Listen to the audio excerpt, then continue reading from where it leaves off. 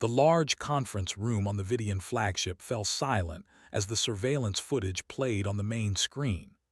12 different alien species, all members of the Galactic Confederation, watched with growing unease. What they saw challenged everything they understood about warfare and the nature of intelligent life. "Play it again," said Ambassador Zorax, his green skin paling slightly. "I want to be certain of what we're seeing." The footage showed a small human research station orbiting in the asteroid belt between Mars and Jupiter. It was a simple structure by Confederation standards. Modular sections connected in a rough circle, solar panels extending like flower petals. The date stamp indicated it had been recorded just 3 standard days ago. Without warning, 3 Draxian pirate ships appeared, their distinctive red hulls gleaming in the distant sunlight. The pirates were known throughout the galaxy as merciless raiders, preying on weaker species and isolated outposts. They attacked with precise energy weapons, disabling the station's main defense systems within moments. "Standard Draxian tactics," commented military advisor Krell. "Nothing unexpected so far." The next sequence caused several Confederation members to shift uncomfortably in their seats. Instead of surrendering as any rational beings would when faced with overwhelming force, the humans fought back. Captain William Hayes appeared on the station's communication channel. His face showed no fear, just grim determination. "All personnel battle stations. This is not a drill. Implement Protocol Sierra." The Confederation observers watched as the seemingly outmatched humans launched into action. Security teams moved with surprising speed, donning simple pressure suits and gathering weapons. "Their technology is so primitive," whispered Science Officer Mila. "Those weapons are just metal projectiles propelled by chemical explosions. They cannot possibly expect to defeat energy shields." Yet the humans did something unexpected. When the first Draxian boarding party cut through an airlock, Lieutenant Samantha Rodriguez and her security team didn't directly engage them. Instead, they deliberately vented atmosphere from adjacent sections, creating powerful air currents that threw the Draxians off balance in the zero-gravity environment. "Clever," noted tactical expert Dren grudgingly. "They're using their environment as a weapon." The footage continued. In engineering, Chief Engineer Gary Powell worked frantically, rerouting power systems while explaining his plan to the others. "If we can overload the electromagnetic pulse generators and trigger them simultaneously, we might disable their ship systems temporarily." "But that will damage our own systems too," protested his assistant. Powell nodded grimly. "Better damaged than dead." Ambassador Zorax paused the recording. "Note this behavior. The humans willingly damage their own technology as a tactical choice. No Confederation species would consider such a trade-off." The footage resumed. Outside the station, a small maintenance craft piloted by Flight Officer Lisa Chen approached one of the Draxian ships from its blind spot. The tiny vessel was never designed for combat, but Chen maneuvered it with extraordinary precision. "What is she doing?" asked one of the younger Confederation observers. "That craft has no weapons." They soon had their answer. Chen positioned her vessel near the Draxian ship's main sensor array and released a cloud of metallic particles. Simple maintenance materials repurposed as a weapon. The particles adhered to the sensors, effectively blinding the pirate vessel. In another section of the station, Dr. Frank Morris, the lead researcher, was hurriedly downloading the station's scientific data while instructing his team. "Get to the escape pods. Take the backup drives. If we're captured, remember, give them outdated information. Make them think our technology is even more primitive than it is." The footage shifted to show the station's medical bay where Dr. Helen Ward treated the wounded while the battle raged. When a section near her position was breached, she calmly moved her patients to safety, using her own body as a shield against debris. "Their disregard for personal safety defies logical analysis," commented psychologist Shinter. They prioritize group survival over individual survival. The most disturbing footage came next. Station security Chief John Bennett led a direct boarding action against the smallest Draxian vessel. Armed with their primitive weapons and wearing only basic pressure suits, 6 humans managed to fight their way onto the alien ship. Impossible, muttered several observers simultaneously. But it wasn't impossible. The humans moved with coordination that suggested extensive training for scenarios they had never actually experienced. They used hand signals when radio communication might be detected. They employed simple mechanical traps rather than detectable electronic ones. When they encountered Draxian resistance, they didn't retreat despite taking casualties. Officer Bennett was struck by an energy blast that severely burned his arm. Yet he continued leading his team, applying a simple medical patch and pressing forward. The final moments of the recording showed the humans gaining control of the Draxian vessel's bridge. Rather than killing the pirate captain, Bennett offered terms. Withdraw your remaining ships and we let your crew live. Continue this fight and none of you will survive. The Draxian captain, clearly shocked by the turn of events, agreed. Ambassador Jorek stopped the recording. The conference room remained silent for several moments as the implications sank in.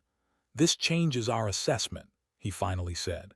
We classified humans as Category 3 primitive beings suitable for eventual resource harvesting. This was clearly an error. Military advisor Krell nodded slowly.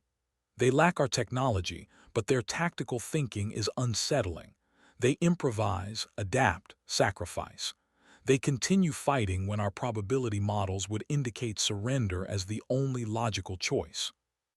Most concerning, added psychologist Chinter, is their apparent lack of fear. No, that's not quite right. They feel fear. Their biological signs indicate it, but they act despite their fear. Ambassador Jorek stood up, his tall frame casting a long shadow across the room. We must revise our first contact protocols immediately. If this is how humans respond to a small pirate raid, imagine their response to any perceived threat from the Confederation. The implications hung heavy in the air. The Galactic Confederation had encountered many species across the stars, but none quite like these humans. And this was just one small outpost, whispered Science Officer Mila. There are billions of them on their home planet. The recording had shown only a minor skirmish, but it was enough to send a clear message. Humans were not to be underestimated. The real horror for the watching aliens was not what they had seen, but what it suggested about human potential if fully mobilized for war. Contact Earth's United Nations immediately, ordered Ambassador Zorax. We need to accelerate diplomatic relations. These humans must be allies, not enemies. 3 days after the attack on the research station, the Galactic Confederation observation post orbiting Jupiter received an urgent transmission from their home world. Ambassador Jorek studied the message with growing concern before addressing the crew gathered in the command center. The Draxian horde has taken our analysis of human combat capabilities as a challenge, he said, his normally smooth voice rough with worry. They are planning a larger attack on the human lunar colony. Their high commander believes the previous encounter was merely luck. Science Officer Mila shook her head, causing her sensory tendrils to wave gently. That is a dangerous miscalculation. What we observed was not luck, it was adaptability. The observation post's long-range sensors detected the Draxian fleet 2 hours later. 7 warships, considerably larger than the pirate vessels from the previous attack, moved into position near Earth's moon. Their red hulls gleamed against the blackness of space as they approached the lunar colony, home to over 5,000 humans. Military advisor Krell activated the post's advanced surveillance systems. We will record everything. The Council must see the humans' response. On the lunar surface, alarms blared throughout the domed habitats. Colonel Alan Foster of the Lunar Defense Force received the first alert. The tall, broad-shouldered man immediately activated the colony's emergency protocols and opened a communication channel to Earth. "Unidentified vessels approaching lunar orbit," he reported calmly. "Configuration matches the hostiles from the asteroid belt incident. We are implementing defensive measures and request immediate support." Earth's response was immediate. Admiral Catherine Wilson, commander of Earth's United Defense Fleet, appeared on the screen. Her gray hair was pulled back in a tight bun, her expression firm. "Support is on the way, Colonel. Hold them off until we arrive." The Confederation observers watched with growing unease as the humans prepared for battle. What surprised them most was the lack of panic. Civilians moved to designated shelter areas, while defense personnel took positions with practiced efficiency. "Their behavior suggests they have prepared for this scenario," noted psychologist Schinter. Yet prior to the asteroid belt attack, they had never encountered hostile aliens. Security Chief Dren nodded. "They prepare for threats they have not yet faced. Most species only develop defenses after experiencing an attack." On the lunar surface, Dr. Olivia Johnson, the colony's chief engineer, directed her team to activate a system that had never been tested in actual combat. "Power up the electromagnetic pulse generators," she ordered. "If they try to land forces, we can disrupt their navigation systems." One of her assistants looked worried. "But that will affect our systems too." Dr. Johnson smiled grimly. "We've hardened our essential systems against EMP, and we know how to fight in the dark if necessary. I doubt the Draxians do."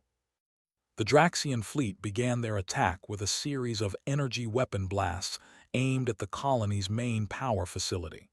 The humans had anticipated this tactic.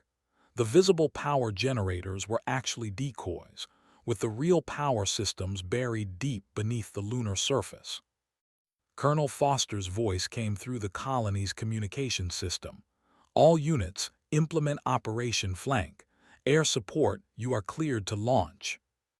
The Confederation observers watched in astonishment as hidden hangar doors opened across the lunar surface. Small fighter craft emerged, their designs unlike anything the aliens had seen before. The vessels were angular with minimal profiles, making them difficult to target. "Those craft do not match any known human design in our records," said Ambassador Zorax. "They must have been developing them in secret." Lieutenant Greg Martinez led the first squadron of fighters. His voice was calm as he addressed his pilots. "Remember your training. They have better weapons, but we have better pilots.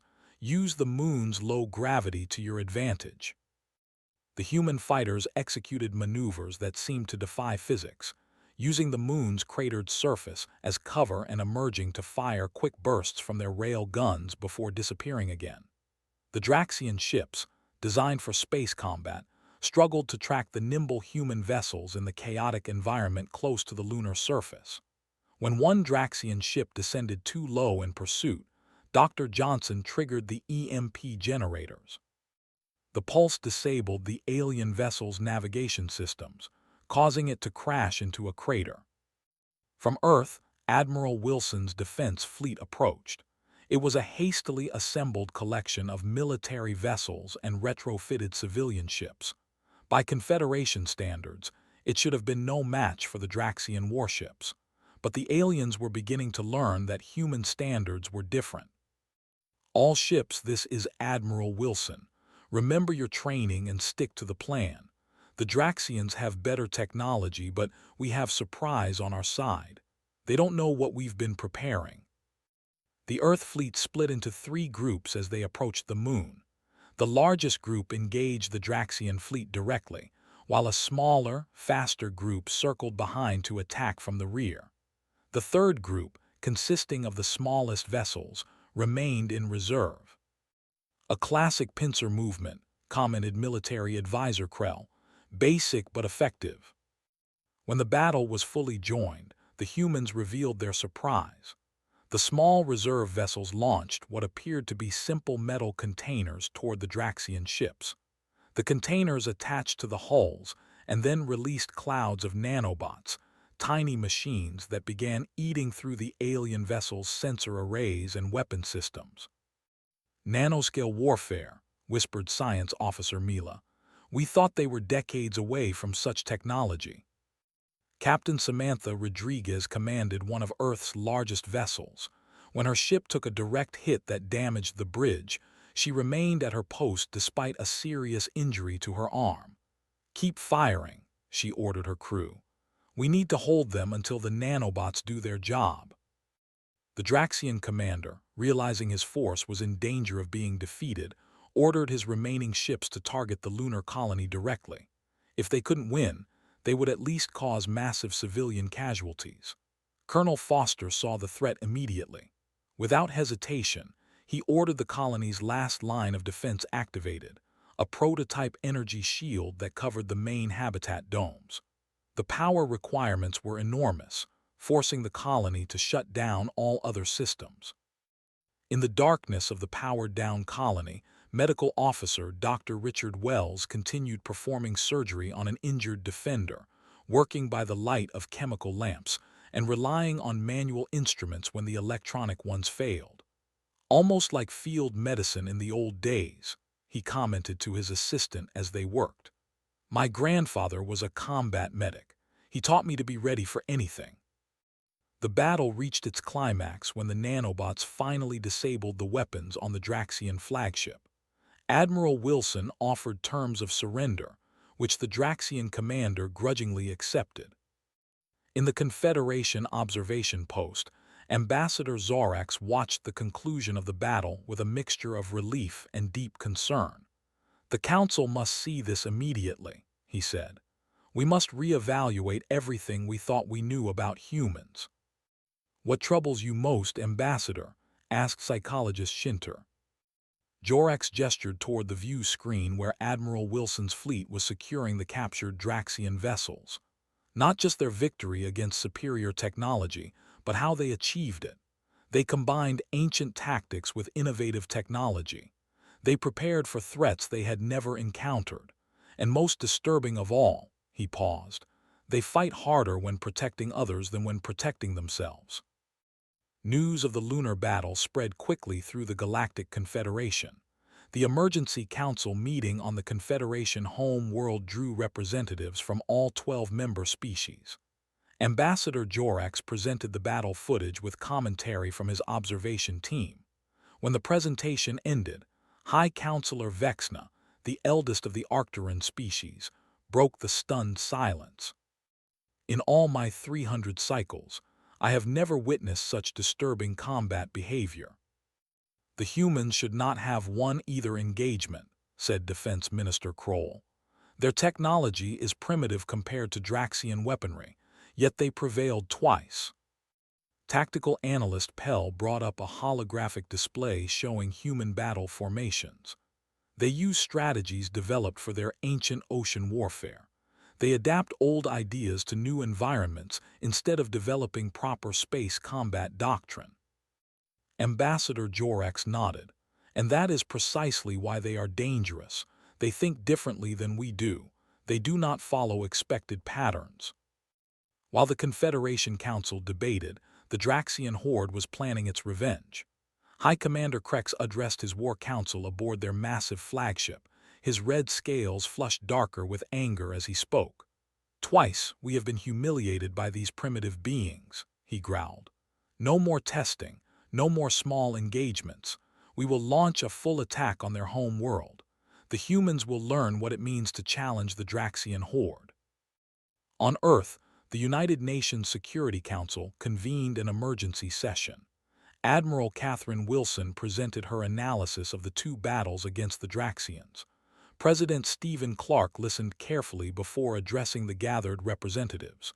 We've won 2 battles, but this is not over, he said firmly. Our intelligence suggests the Draxians are preparing a much larger attack. We need to be ready. Defense Minister Patricia Wung stood up. We've been preparing for this possibility since first contact with the Vidians last year. Operation Guardian is ready to implement. In orbit around Earth, Civilian space stations were quickly converted to military use. Engineers worked around the clock to install weapon systems that had been designed years earlier but never deployed. Captain Ben Martinez supervised the transformation of Space Station Liberty, the largest human habitat in orbit. "I need those rail gun platforms operational in 12 hours," he told his engineering team. "The early warning system indicates the Draxians are already on the move." Dr. Linda Chen, head of Earth's Advanced Weapons Research, unveiled her team's secret project to the military leadership. "We call it the Swarm," she explained, showing them footage of thousands of small autonomous drones. "Each unit is simple, but together they can overwhelm complex defense systems by sheer numbers." General Paul Rivera frowned. "Have they been tested?" Dr. Chen shook her head. "Not in actual combat, but the simulations are promising."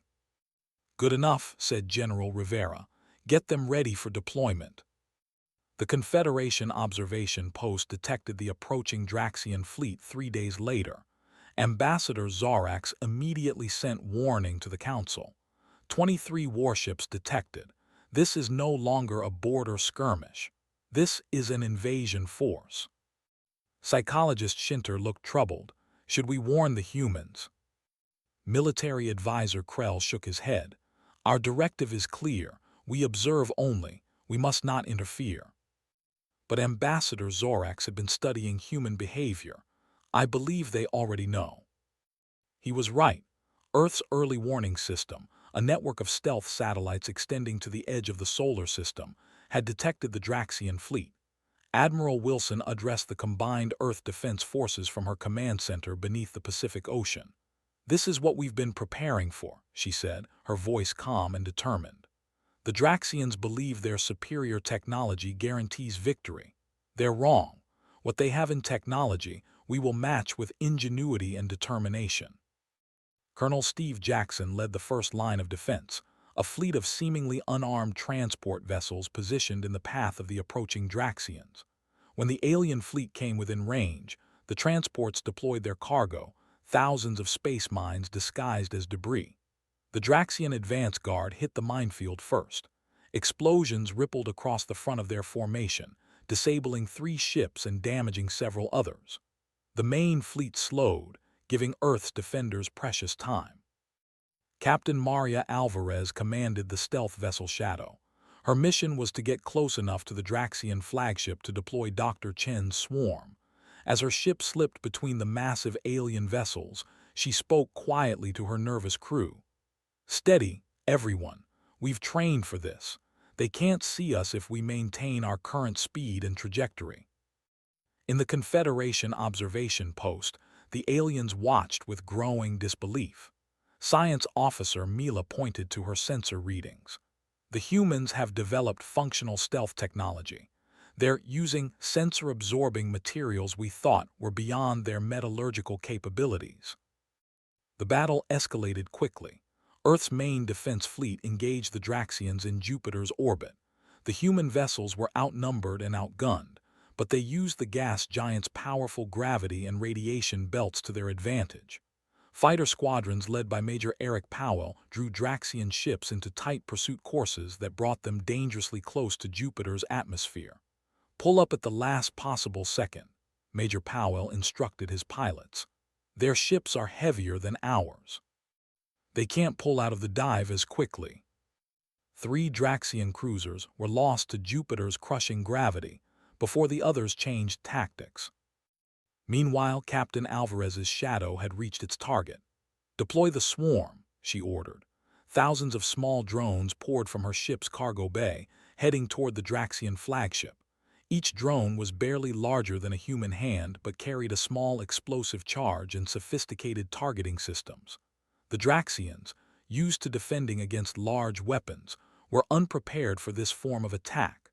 Their point defense systems were overwhelmed by the sheer number of tiny targets.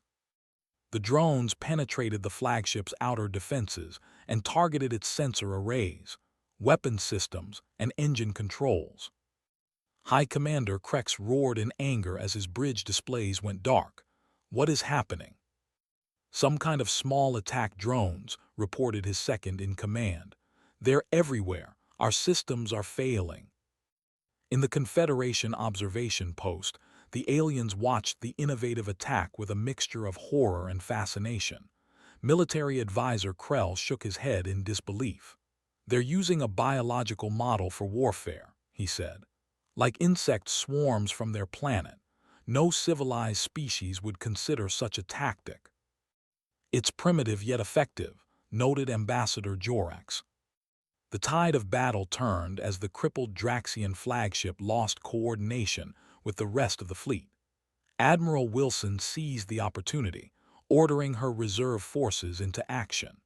The Earth fleet executed a complex maneuver, encircling a portion of the disorganized Draxian forces and forcing their surrender. High Commander Krex, seeing his invasion plan collapsing, ordered the remaining ships to target Earth directly. If we cannot conquer them, we will make them suffer. But Earth had one final layer of defense. As the Draxian ships approached, a network of ground-based energy weapons activated. The system, hidden beneath what appeared to be ordinary astronomical observatories, fired precisely targeted energy beams at the approaching vessels. In his command bunker, Defense Minister Wang watched the system perform exactly as designed. "Checkmate," she said quietly. In the Confederation observation post, Ambassador Zorax turned to his colleagues. "We have grossly underestimated these humans," he said solemnly. "They are not just fighting for survival. They are fighting for each other, and that makes them more dangerous than we ever imagined." The aftermath of the failed Draxian invasion brought a tense quiet to the solar system. Earth's defense forces remained on high alert as they secured captured alien vessels and tended to the wounded. In orbit, repair crews worked to fix damaged stations and ships. On the ground, people celebrated their victory, but government and military leaders knew the danger was far from over. At the Confederation observation post, Ambassador Zorax prepared a detailed report for the Council. The data they had gathered during the battle was unlike anything in Confederation records. Military advisor Krell reviewed the footage again, focusing on specific human tactics. "They use deception constantly," he noted. "Fake retreats, false targets, hidden weapons.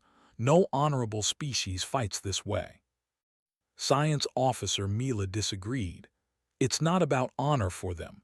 It's about survival and protecting each other." Psychologist Schinter had been studying human communications intercepted during the battle. "Listen to this," she said, playing a recording of radio chatter between fighter pilots. "My engines are hit. I'm losing power," said one pilot, his voice strained but controlled. "Hang on, Joe. I'm coming to get you," responded another pilot immediately. "Negative, Sam. Too risky. Complete the mission." "Not leaving you out here, buddy. Squadron, cover me. I'm going in." Schinter stopped the recording. This pattern repeats throughout their communications. They risk mission success to save individuals. It defies rational combat logic. On Earth, Admiral Wilson met with her command staff to assess the situation. The room was filled with tired but determined officers. Maps and tactical displays covered the walls, showing the positions of remaining Draxian forces and Earth's defenses. "The invasion has been repelled, but we're not safe yet," she said. 17 Draxian ships escaped. Intelligence suggests they're regrouping at a base beyond Neptune. Colonel Jack Rivera, head of military intelligence, brought up new satellite images. "We've identified unusual energy signatures. They appear to be calling for reinforcements." Admiral Wilson's expression hardened. "Then we can't wait for them to attack again. We need to take the fight to them." Defense Minister Wang looked concerned. "Our ships took heavy damage. We need time to repair and regroup." "Time is what we don't have," Admiral Wilson replied. "If we let them gather their forces, the next attack will be overwhelming." President Clark listened to the debate before making his decision. "Admiral, prepare an offensive operation. We need to strike before they recover." In the captured Draxian flagship, now docked at Earth's largest orbital station, Dr. Linda Chen led a team studying alien technology. The ship's vast command center was filled with human engineers and scientists carefully examining every system. Their weapons are at least 50 years ahead of ours, Dr. Chen reported to General Scott Baker. But their computer systems are vulnerable to certain types of electronic attacks. They never developed proper security protocols. General Baker nodded. Can we use that? Absolutely, Dr. Chen replied, her eyes bright with excitement despite her exhaustion.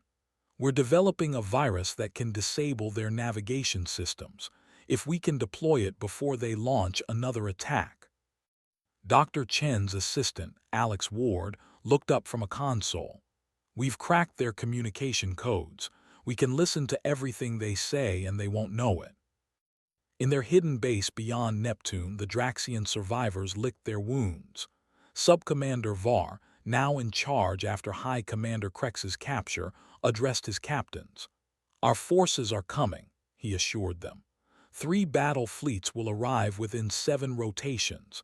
Then we will crush these humans and avenge our defeat.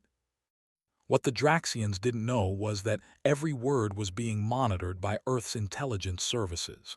Colonel Rivera played the intercepted communications for the military council. 7 rotations gives us about 10 days, he explained. Not much time to prepare. Captain Maria Alvarez, whose stealth ship had played a crucial role in the previous battle, proposed a daring plan. We don't need to wait for their reinforcements to arrive. My ship can deliver a small strike team to their base. We can deploy Dr. Chen's virus directly into their communication network. Admiral Wilson considered the plan. It's risky. If you're detected, there's no chance of rescue that far out. Captain Alvarez stood tall. We understand the risks, Admiral. We volunteer. The Confederation observers detected unusual activity as Earth prepared its counterstrike. Ambassador Jorax watched with growing alarm as a single human vessel slipped away from Earth's defensive perimeter and headed toward the outer solar system. They're not waiting to be attacked again, he realized. They're taking the offensive. Military advisor Krell studied the ship's profile. That's their stealth vessel, a single ship against the remaining Draxian force. That's suicide. Perhaps, said Ambassador Zorex, or perhaps it's something we don't understand yet.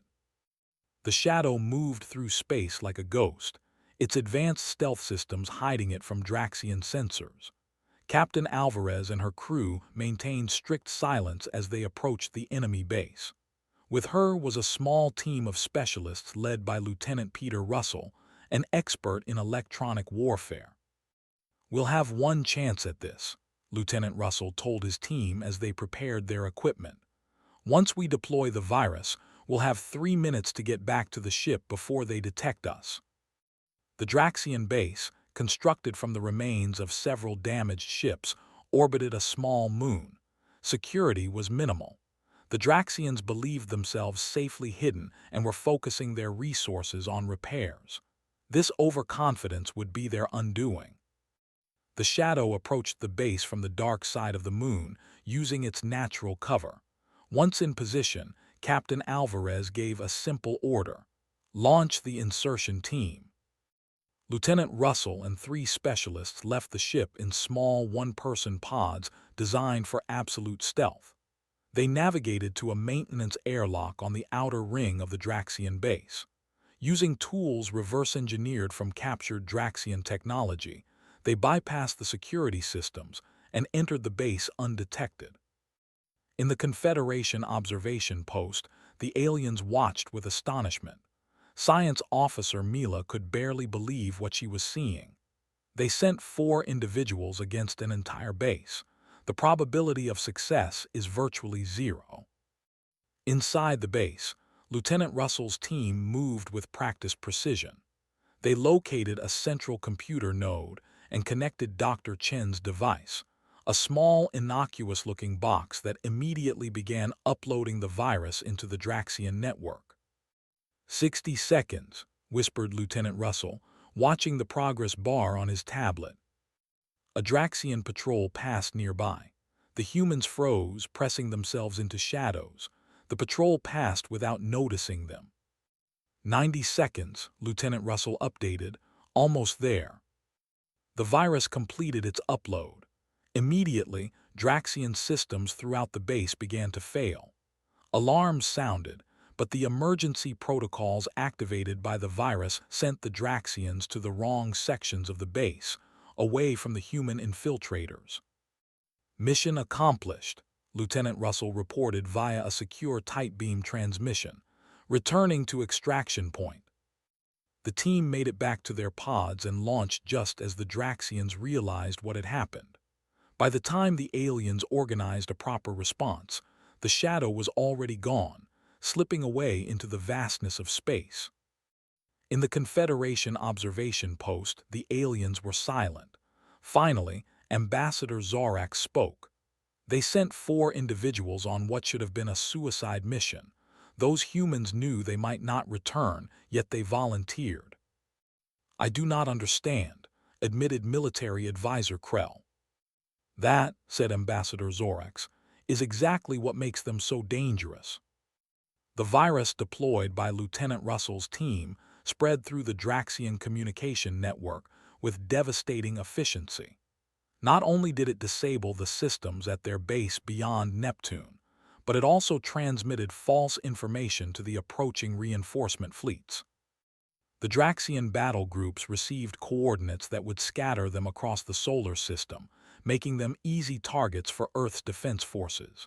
In Earth's military headquarters, Admiral Wilson watched the data feeds with grim satisfaction. "The virus is working. Their fleet is splitting up just as we planned." President Clark studied the tactical display. "How long until they realize they've been tricked?" "A few hours at most," replied Colonel Rivera. "But by then it will be too late. We'll be waiting for them." Earth's fleet, bolstered with technology salvaged from captured Draxian vessels, moved into position. Ships that had been damaged in the previous battle were back in service, many with improvised repairs and hastily integrated alien weapons. Captain Ben Martinez, now commanding a hybrid vessel with both human and Draxian technology, addressed his nervous crew. "This ship might be a bit of a patchwork, but so is every great innovation in human history. We adapt, we improve, we survive." The first Draxian battle group arrived at the coordinates provided by the virus, expecting to rendezvous with their comrades. Instead, they found Earth's main battle fleet waiting for them. Before they could regroup or retreat, the human ships opened fire with weapons the Draxians didn't expect them to have. Captain Susan Lee commanded the lead attack group. "All ships, concentrate fire on their command vessels. Use the new targeting data. Their shields are weakest at the junction points." The Draxian ships, confused by the precise attacks targeting vulnerabilities they thought were unknown to humans, attempted to retreat, but the virus had also affected their navigation systems. Several ships collided in the chaos. In the Confederation observation post, the aliens watched the battle unfold with growing concern. Military advisor Krell paced nervously. "This is unprecedented. The humans should not have this level of knowledge about Draxian technology." "They learn quickly," observed Ambassador Zorax. "Too quickly," said Science Officer Mila, as she analyzed the battle data. "They're not just using Draxian technology, they're improving it. Look here." She pointed to a human ship firing what appeared to be a modified version of a Draxian energy weapon. "They've increased the efficiency by 23%. The second and third Draxian battle groups arrived at different points in the solar system, each falling into separate traps. Some encountered minefields placed along their approach vectors. Others faced smaller, faster human attack squadrons that struck quickly and then retreated, drawing the aliens into pursuit courses that led directly into prepared ambushes. Major Eric Powell led one such squadron near the rings of Saturn.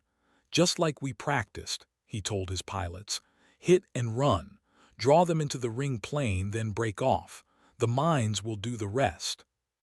The Draxian ships, larger and less maneuverable than the human fighters, struggled to navigate the treacherous environment of ice particles and hidden explosives.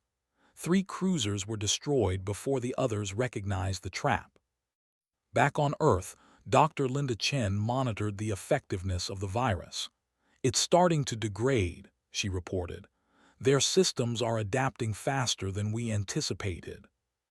"How much longer will it be effective?" asked Defense Minister Wang. "Another hour, maybe less," Dr. Chen replied. "After that, they'll be able to coordinate again." Admiral Wilson nodded. "Then we need to press our advantage now. All fleet commanders, accelerate your timetables. Don't give them a chance to regroup."